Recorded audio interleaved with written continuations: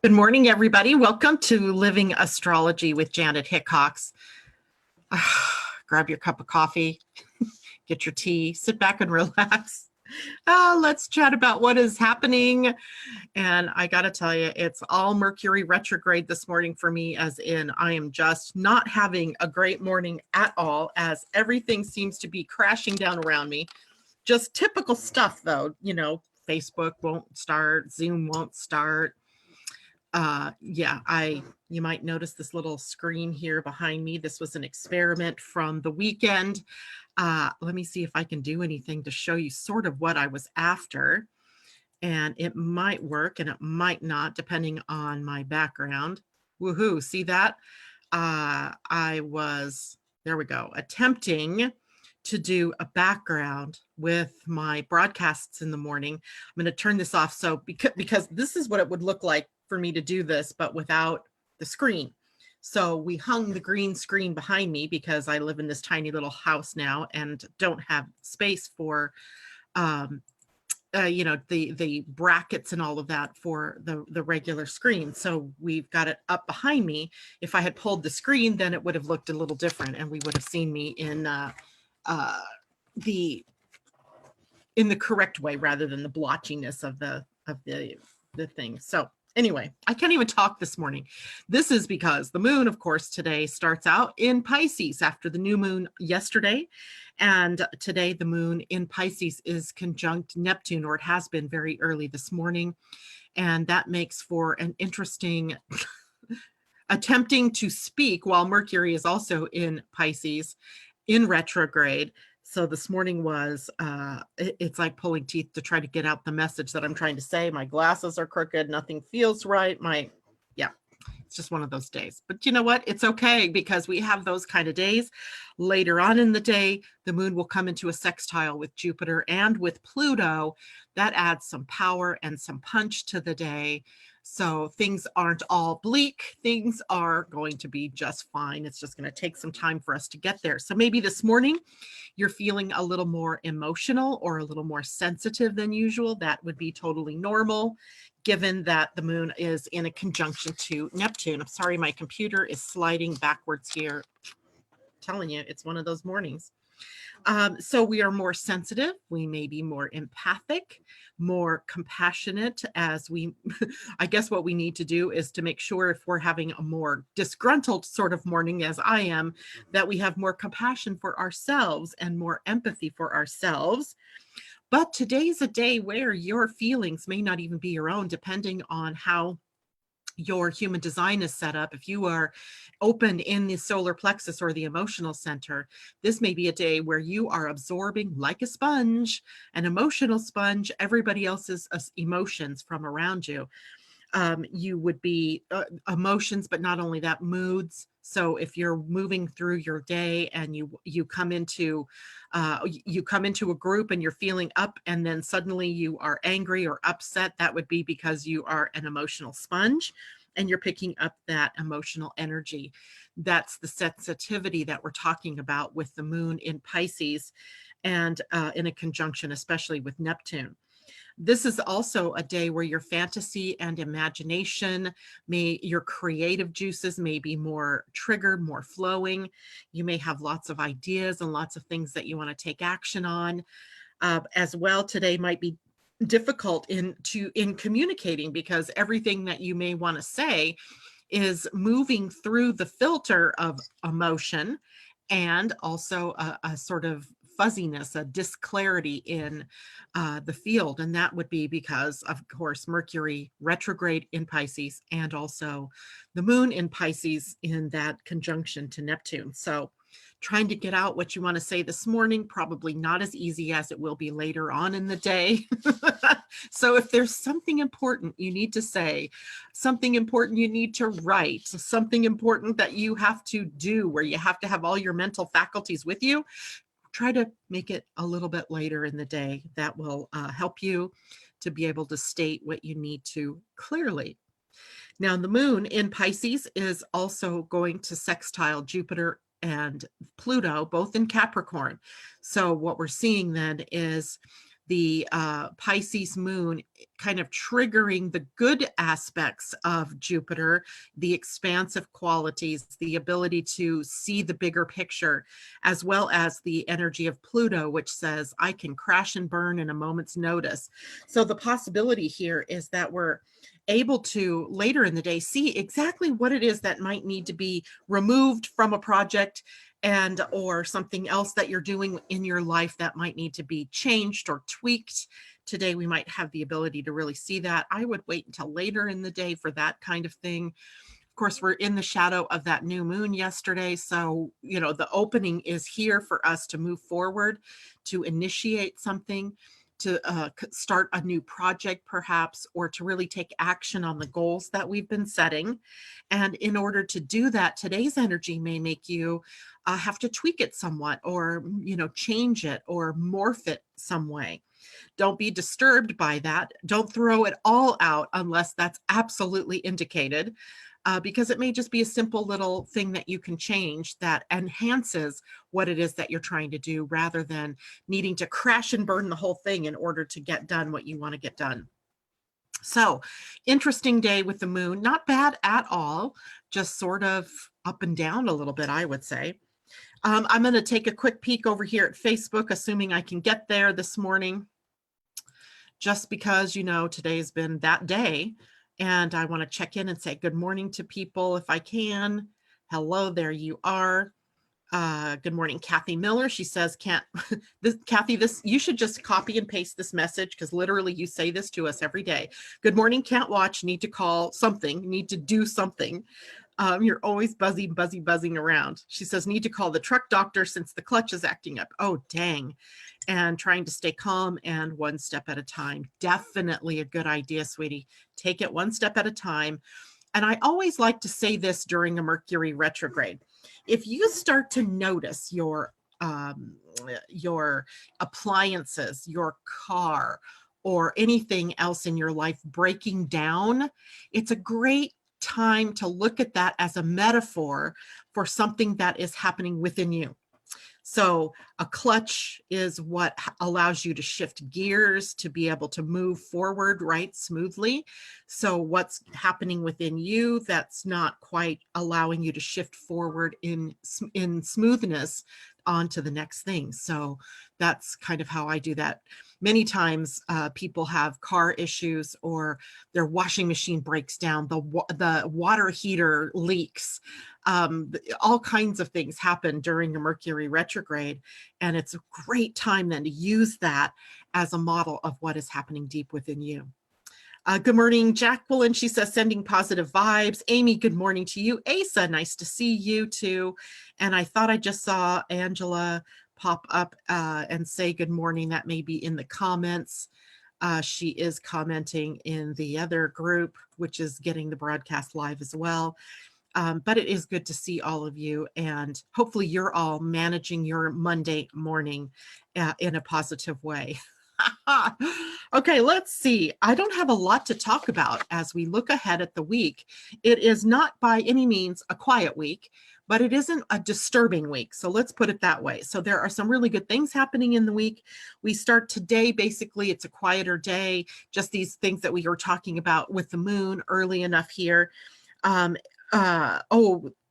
my goodness, why did that not happen? But as we look ahead further into the week, tomorrow we have a day where Mercury in retrograde conjuncts the Sun in Pisces.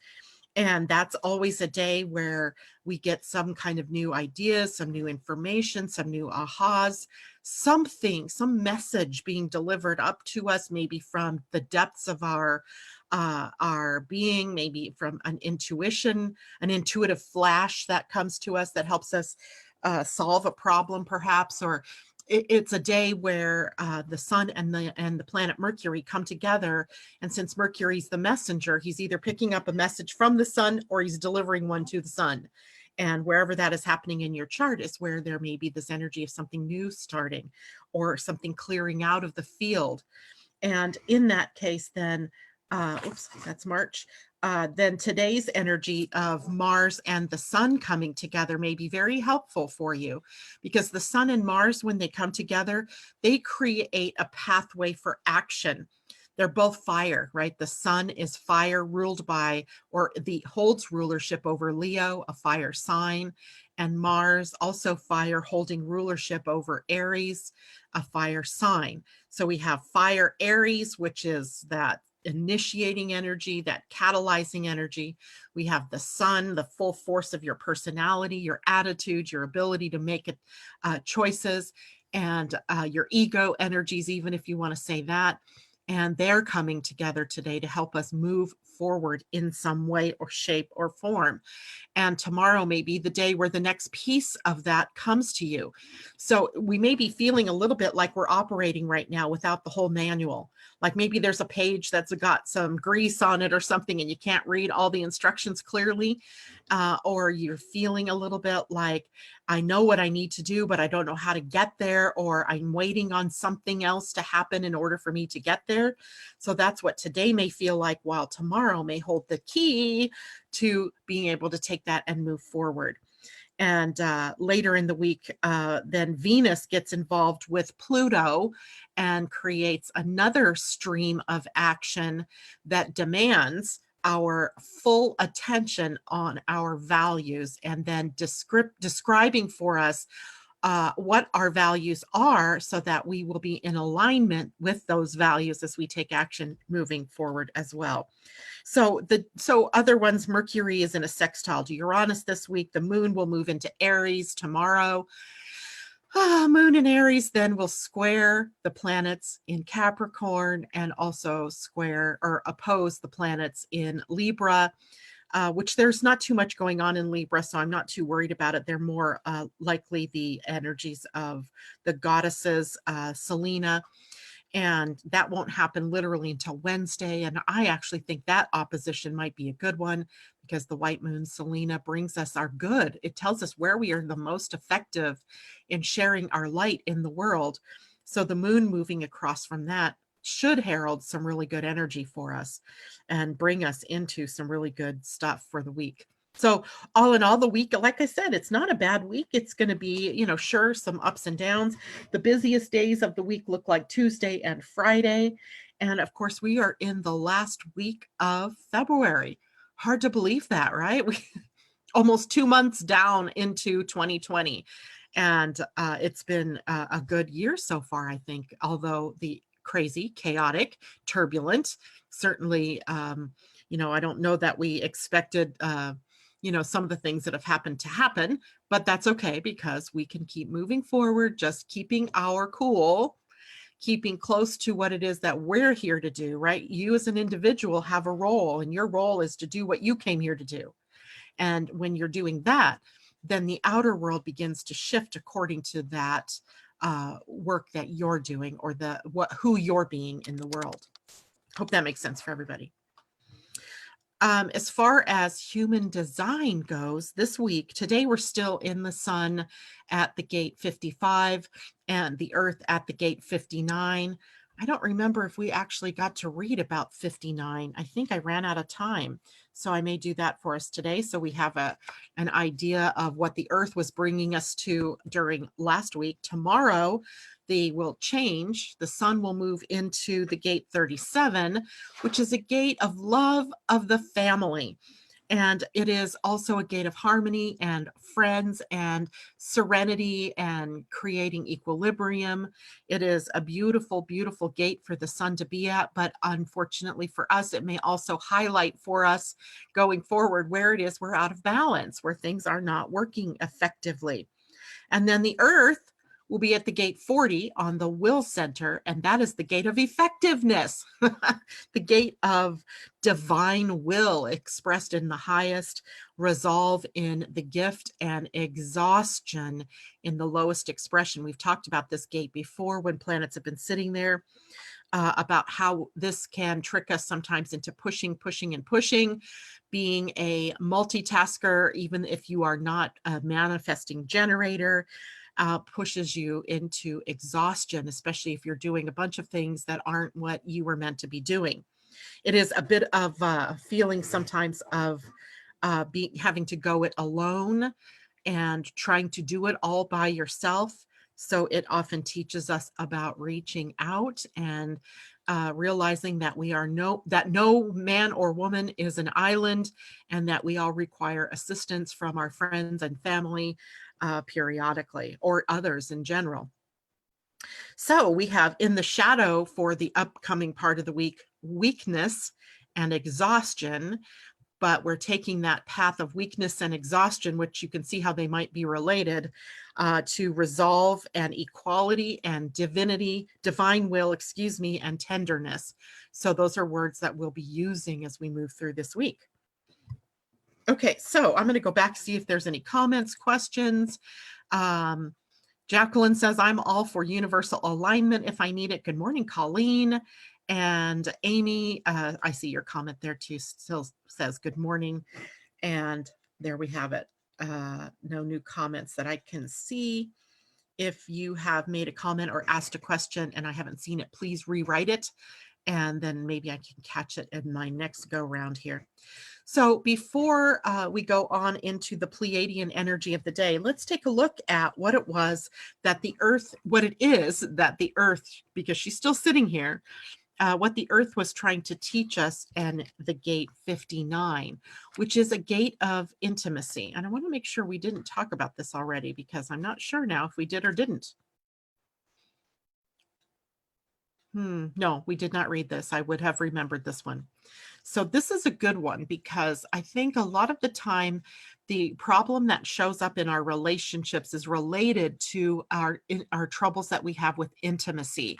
And the gift of the gene key 59 is intimacy, but it starts in the shadow of dishonesty and moves up to the siddhi of transparency. And it says, as this heart opening occurs, true intimacy is born and two people meet within a single awareness. Doesn't that sound interesting? Here's the wisdom story. Oh, by the way, here's the card before I forget. Here's the card of intimacy. And there we go. Get that out of the way. Nice looking woman here with a, looks like a heron or a crane in her forehead and her third eye. I'll find that interesting. And what is on her chin there? That looks like it's an elephant, or maybe it's a woolly mammoth, or maybe it's a gorilla. It's a gorilla. A gorilla. Let's see if I can move it back and you can see it clear. There we go. Okay. My parents had a strong chemistry, but their relationship was fraught with tension and conflict. My father constantly complained about being trapped. When he went out at night, my mother would bombard him with intrusive questions and throw fits when he wouldn't fess up to his latest extramarital escapade. Usually he'd go off in a huff, removing himself from family activities. But instead of sharing how excluded he felt, the whole fiasco would repeat itself. Throughout my childhood, my parents kept so many secrets and never came clean with their hurts. I was a deep, shy, and introverted teen. Unlike my siblings, I could never figure out how to interact with the opposite sex. It all seemed so messy. So I stayed home while my siblings dated and felt excluded like my mother. Even when they invited me along or tried to set me up, I was convinced they just pitied me and didn't want me there, so I refused. As I got older, I developed friendships with men, but was never attracted to the nice ones.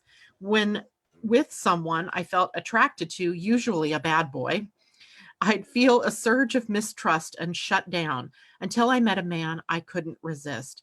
Our sexual chemistry was so powerful, it felt spiritual. For the first time, I fantasized about marriage and children.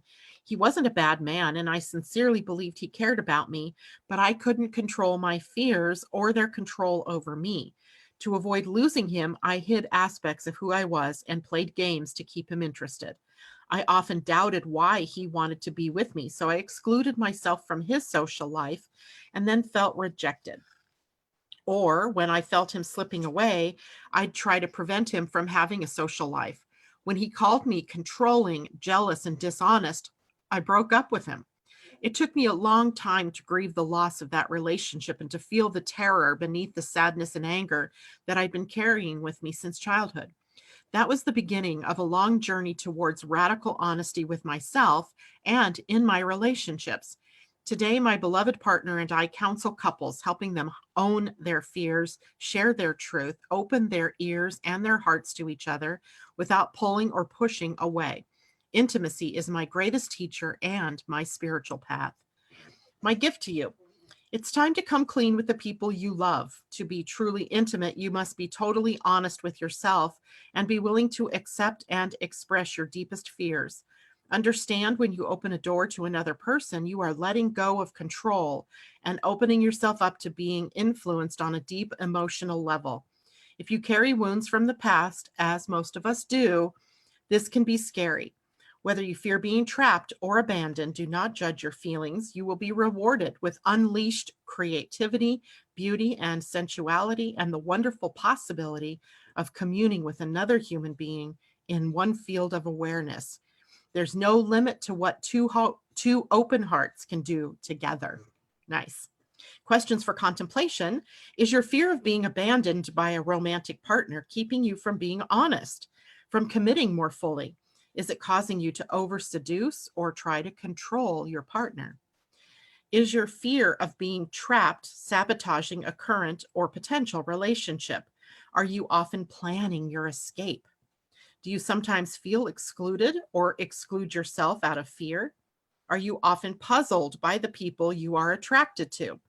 Think of a time when you were courageously transparent. How were you received and how did you feel? Journal and reflect upon your biggest relational edges when it comes to trusting others. How can you stretch yourself? So this is the energy that the Earth is sitting in and has been sitting in since last Thursday. And remember, the Earth and the Sun, especially through the gene keys, we see this, are in a position to challenge one another. So the Sun is always the brighter, the more forceful, the more egoic, more personality-driven energy, while the Earth is receiving that and then creating a challenge for evolution, right? So the challenge here was to take in the energy of gate 55, which was about freedom, which is about emotional connection. It's about abundance, and to connect that now or rise up to the challenge of Earth creating those intimate, juicy relationships with those that you love, and being able to be real with one another. So it's an interesting energy. And then it moves into, interestingly enough, tomorrow, the entire channel 4037 will be defined by the Earth and the Sun, which happens to be called the channel of marriage.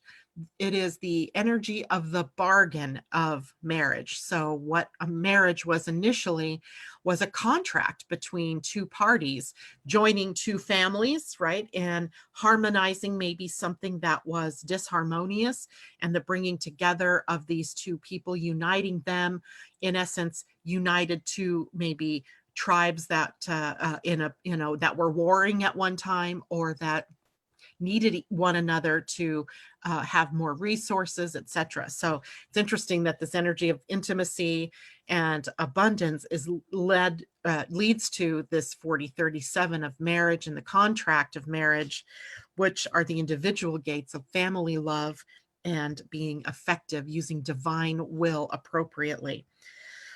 Okay, questions, comments? I'm going to head back over here. Jacqueline says, wow, that was a great story. I can relate being the baby of my family. I bet you can then. And Amy Moore says, yes. Andrew Scott says, wow, I was just thinking that the universe is always urging us to illuminate the areas where we actually need the most work. Absolutely. Marissa says, feeling positively unmotivated. Temporary, just temporary, Marissa, temporary. And if you're feeling unmotivated, then first of all, is it a problem to feel unmotivated? I always have to ask myself that when I'm feeling something, because I tend to think I want the other feeling, the opposite end. The opposite end of feeling unmotivated would be that I want to feel motivated. But maybe right now that's not where the energy is, right? Maybe the energy right now is on something else, and I just need to embrace that moment, that pause, that time to just sit with whatever it is that's cooking, let's say, within me. And often that unmotivated feeling is happening because you're in an integrative period, right? You're integrating what you've learned or what's happened in your outer world, preparing for what comes next. It is a deeply incubating sort of energy that happens, especially to generators and manifesting generators who tend to grow through that plateau phase, then the jump up to new energies and new ideas and creative surge, and then back on the plateau for a time. So, we have that up and that down that happens within us all the time. And it's when we are sitting too long on that plateau that we get irritated or upset and we leap into or out of things. So try to just be okay with feeling unmotivated. Just allow whatever is happening within you to happen. And when it's time, it will change and you'll be feeling more motivation. I promise. It happens all the time, right? It happens to me where I'm totally unmotivated.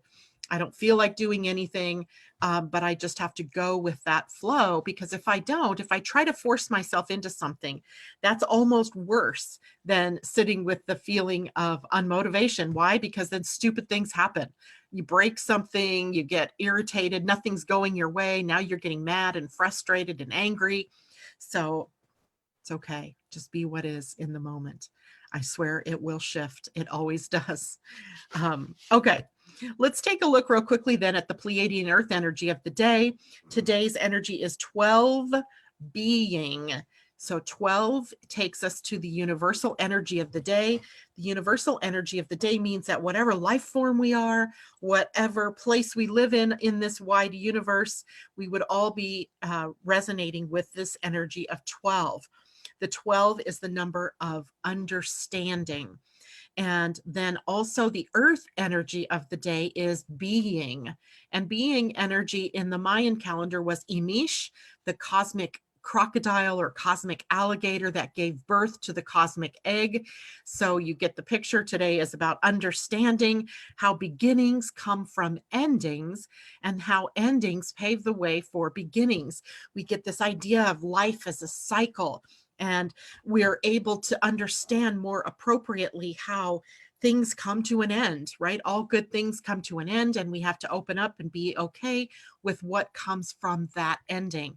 Or when we have to start something new, understand that this too will come to an end, but it comes to an end as a way to open up something new. So it's a constant cycle.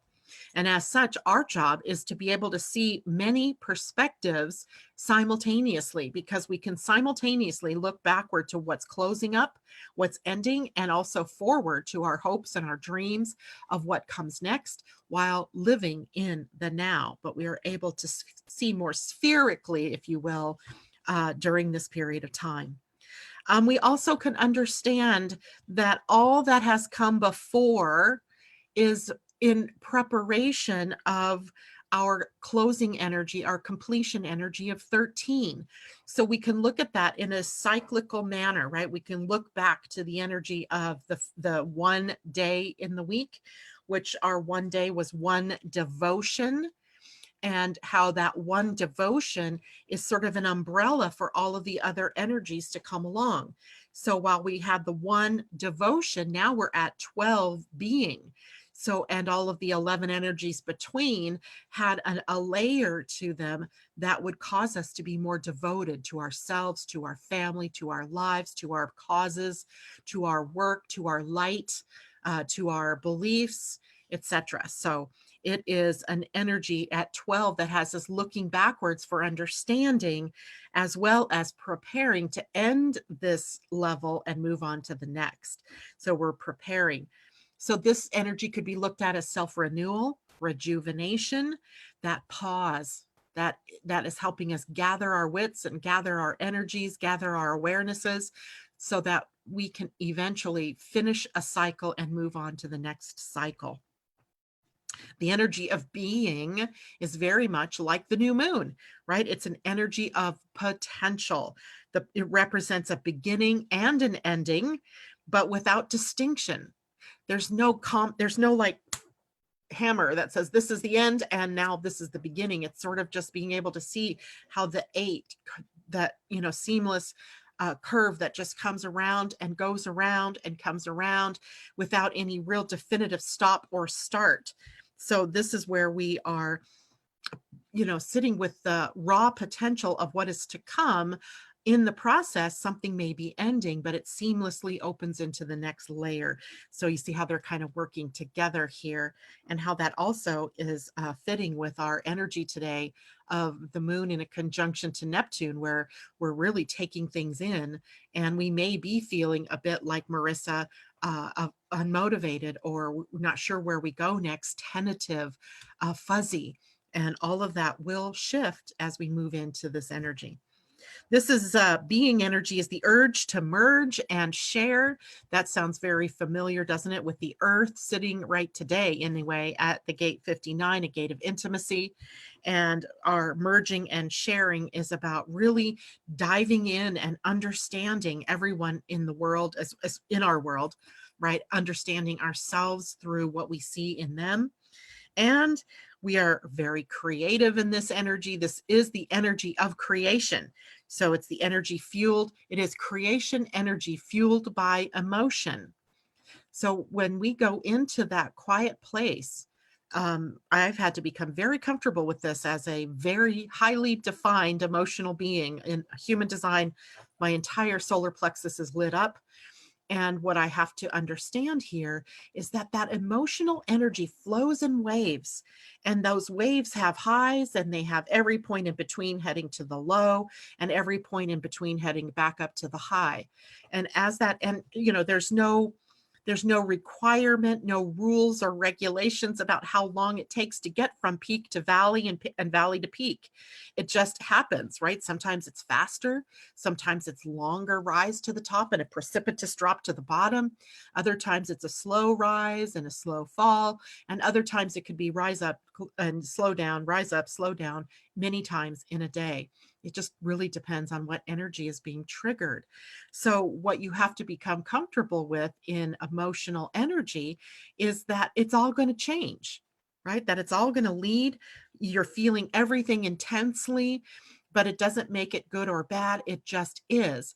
And often that unmotivated space is when you're cradling or incubating that magnificent idea that when it's right, will be launched, or that idea or creation. It's like having a baby. Literally, it's a 9-month process of which you're literally sort of out of control here.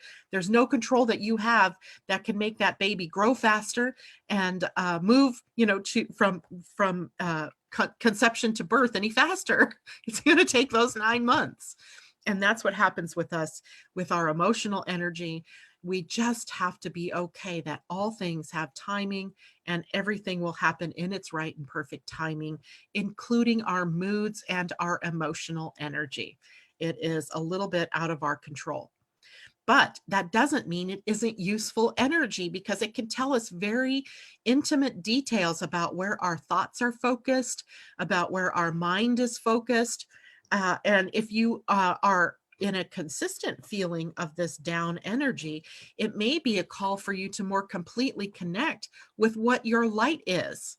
So the emotional energy that you can be feeling at any given time through moods are a tell about what is going on internally with you. So that unmotivated feeling may just be the tell that something's incubating and ready to birth. And you don't know when that's going to happen, but it will. But if you're starting to feel anger or upset over this, it may be where you're trying to control things. So your emotions are telling you information about what's going on within you. And if you are open emotionally in your human design chart, I did not print one up this morning. Do I have? Yes, I do sort of have one here. This is a project I'm working on, so it's a smaller picture of one. But if we have this right here, you see the emotional center.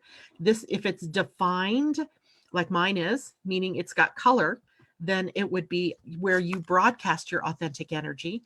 If it's open like it is here in this sample, this example right here, this is energy where it is absorbing the emotional energy from around you. It could be from the collective. It could be from the people in your family. It could be, the people you work with, but you're absorbing that emotional energy, taking it in. It tends to get amplified, and then you rebroadcast that emotional energy. The clear thing that you need to understand here is that you're being an emotional sponge, but it isn't your own energy that you need to worry about. So it is always more useful when you have an open emotional center for you to understand that it isn't yours, but that it can tell you what somebody else is feeling, or that there's something going on that you need to be aware of. So it works for us both ways. Okay, hopefully everybody kind of understands that. Checking one last time here. Jacqueline says, so funny, my daughter's leopard gecko just gave birth to an egg this morning. Perfect, right? Not only with the new moon, but a leopard gecko. I mean, I guess you could say the gecko would be a smaller version of an alligator or crocodile giving birth. I love it. So I love it when the outer world imitates what's going on in the inner world, or when the outer world, we're seeing the energy of the astrology or the human design or the gene keys, the divine energy is mirrored to us, or, we see it plainly in our lives. So perfect stuff. All right. Well, let's see. This week, I'm almost done here this morning. So this week, Wednesday, I will be on the Angel Heart radio show with Annette McCoy. But guess what, guys? This week, we're going to be live on Facebook via Zoom. That means we won't just be radioing, we will be visible. It will be a live broadcast where we both will be able to see one another, and you will be able to see each of us. So we're going to have to experiment with a few things. This is, new for them to be able to broadcast that way. So I'm really excited to be a part of it. It means that I might be able to even show, when I always do mini readings for people on air with her, which usually they can't see that chart, but I'm hoping that we'll be able to see one another, and I'll be able to share my screen with charts on it while I'm talking to people out there. So I'm excited about that. So that'll be Wednesday at 3 p.m. Pacific time, 6 p.m. East Coast time. And then in Australia, I think it's 9 o'clock or maybe 10 a.m. your time in the morning. So pretty much a broad ability for the world to be able to see us at 3 o'clock in the afternoon. So that's it for me today. I hope you all have a great week. I will see you tomorrow morning at 8 o'clock right here. Take care, everybody. And bye for now.